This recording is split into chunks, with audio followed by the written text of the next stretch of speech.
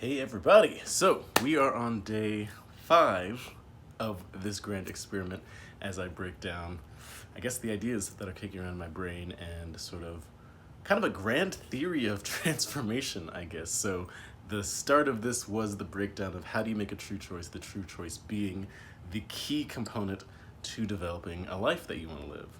And we sort of established that, all right, there's 6 limiting beliefs that you can kind of apply to everything. This was something I sort of noticed yesterday, is that if you apply these 6 limiting beliefs to sort of any reason why anyone kind of isn't living a joyful, happy life, they're actually a really good diagnostic tool. So you can always ask someone, like, is someone feeling like they're not perfect? Is they feeling like they're not worthy? Are they feeling insignificant? Are they feeling like they don't belong? Do they feel like they're not good enough? Do they feel like they're not ready? You can actually just go after the opposite of those questions or do actions that might help someone feel as though they're overcoming any of those 6 limiting beliefs. And because they all kind of connect to each other, it's actually a pretty great way to just generally be a nice, happy, helpful person to others. And then we sort of talked about how the shadow kind of emerges from that, specifically how you learn these beliefs because there's something in your early childhood, usually after you're 7 years old, that makes you feel like you're not good, that you're not okay for any of these reasons. And usually it comes from your parents or your community, because that sort of portion of life is really based on survival. And that's what the ego, the shadow, kind of does. We put things in the shadow because we feel like they're going to get in the way of our survival. But the pursuit of survival sometimes is the thing that stops us from making a true choice. So a lot of what we're trying to do is really, how do we get out of survival mode and get into thrival mode? So we talked about parts integration and how essentially if your shadow is like a whole company, collection of parts that you've thrown into a backpack, parts integration is the ability to sort of take piece by piece aspects of that backpack, observe it, do something with it, and allow you to sort of keep it in front of you. As we define shadow as just the stuff that's behind you, we put it in front of you and we integrate it into your whole personality. So today I wanted to jam just a little bit about kind of exactly what that process does and why it's actually important. Again, the way that I've sort of broken this down thus far, hopefully it's connected kind of, again, with your heart and with your gut. But I want to get almost a little bit quasi-scientific about it because there's actually some really important reasons why you would want to do this type of work. And so really I want to take time to talk about our sympathetic and parasympathetic nervous system. So 2 things. Sympathetic nervous system is otherwise known as fight or flight.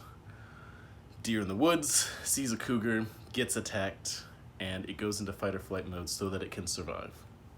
And the second that there is no longer any danger, it goes into another mode, which leaves fight or flight mode and hopefully transitions into the parasympathetic nervous system, which is the rest and restore and relief mode.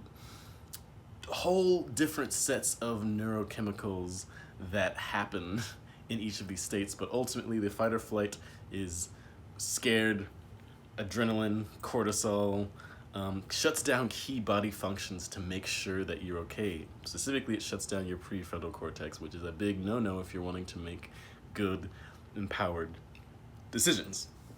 Now, your parasympathetic nervous system, it's real great. It's the part that you're in when you're sleeping, hopefully, if you're not having nightmares, when you're resting, meditators. A lot of the benefits of meditation come from accessing your parasympathetic nervous system. Same with yoga, breathing exercises. Basically, it stimulates, there's 2 types of vagus nerves. I forget, but the one that you want that gets you into parasympathetic is stimulated by breathing and feeling a sense of safety, connection, community, all that really great stuff. So we don't live our life in that mode very often. I did this on an Instagram video, but essentially we have a bunch of conceptual cougars running around in our brains. One of the best things that humankind does is a double-edged sword, because it is also the thing that keeps us in sympathetic nervous system way longer than we should. Do some research on your own if you're interested in this, but research adrenal fatigue. Almost certainly you got it. I have had it. I'm still working through my journey of getting over adrenal fatigue, but your fight or flight is not supposed to be on as often as it is, and it's kind of as if we stuck our foot on the gas and the brake at the same time. It's just really bad for our system. So we have these conceptual cougars that when our imagination sees something that we don't like, it goes into fight or flight. So if I'm hanging out in the forest and I see a little cougar, fight or flight. If I am in my brain and I imagine to enough detail a cougar, it's the same as if it was just sitting right in front of me. Now, over time, this gets really irritating, and your brain knows, this is a thought that I don't like.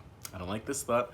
And whereas in the real world, we would just say, there's a lot of cougars over there. Every time I go over there, a cougar attacks me. I'm not going there anymore. And you sort of create a bubble of safety, or basically a no-no zone, the sort of the elephant graveyard, as it were. You must never go there, Simba.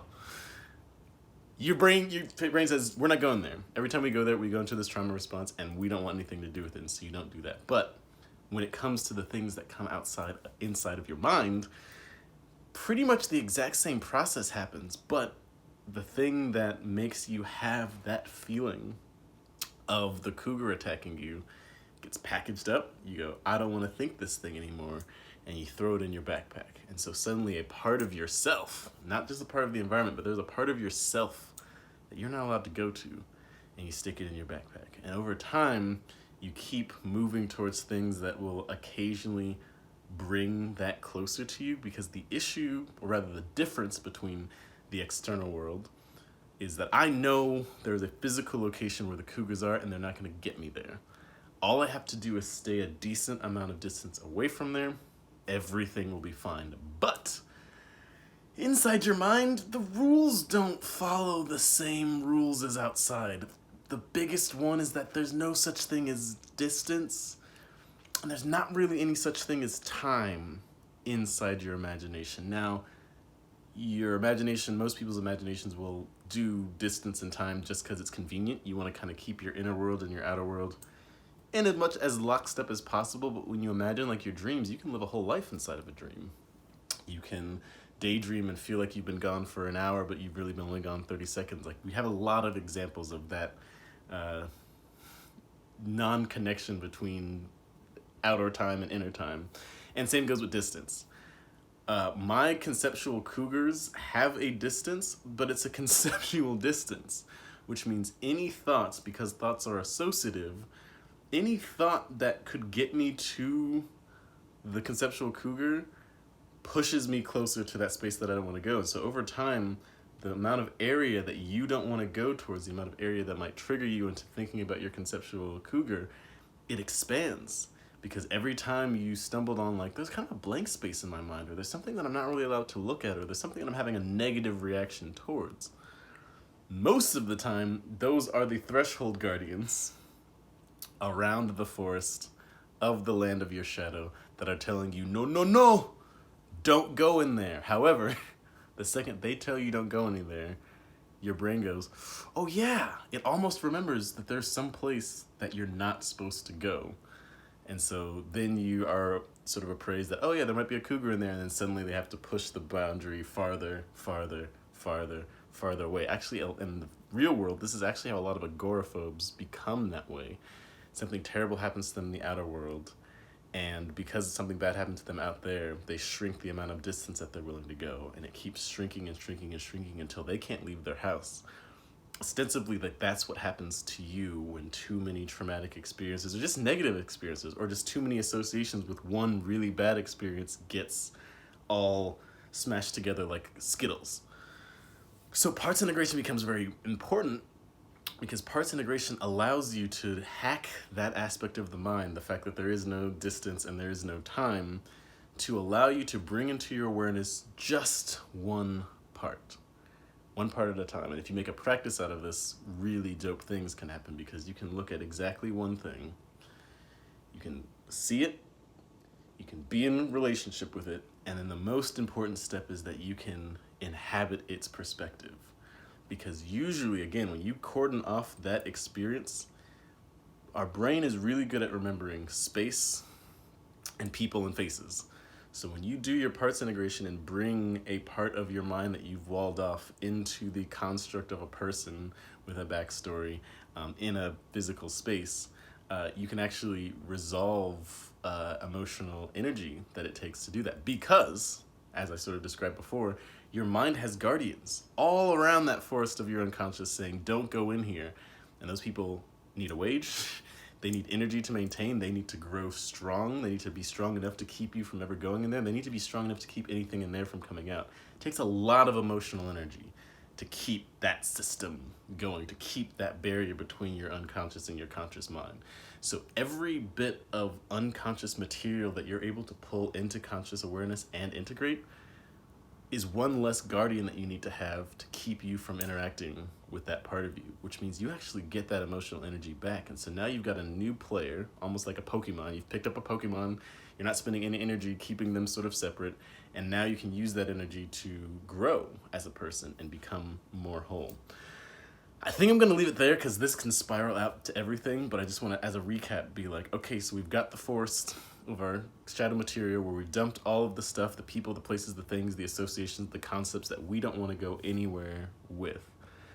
To sprinkle a little bit on that, next time we're gonna actually talk in more depth how we then project all of the stuff that we can't go into on everyone that we don't like. And how actually finding ways to meaningfully engage and take the perspective of people that we don't like is actually one of the fastest ways to do this parts integration work.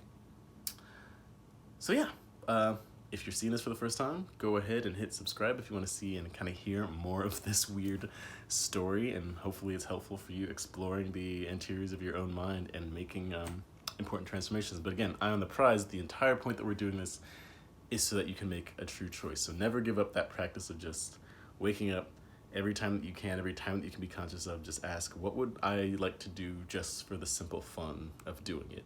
And you'll see your life transform in a lot of really cool ways if you do that.